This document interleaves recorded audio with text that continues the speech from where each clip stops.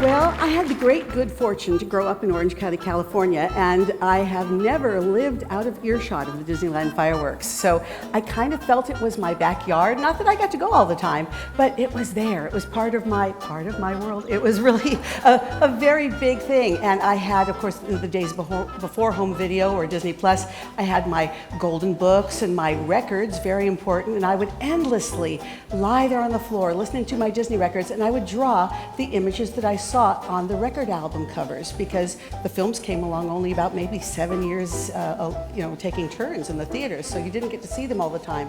But I think it was just loving the music, loving the art, and having a lot of disposable time as a 3, 4, 5, 6-year-old that really got me going. And in third grade, when I was 7, we had career day. And most of my friends wanted to be cowboys or ballerinas, and I announced very seriously that I wanted to be a Disney artist, so it worked out really well.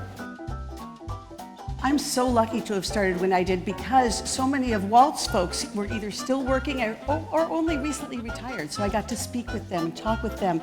And we started the Disney Legends program too, where we really got to meet and know these folks. But I'm just inspired by pretty much everybody. Getting to know people like the Sherman Brothers and the joy that they've brought on so many levels. Just the content as well as the art is a big, big thing. Artistically though, I never got to meet Mary Blair or Ivan Earle or those folks, but their work really was the jumping off point for what I love visually, and it still is today.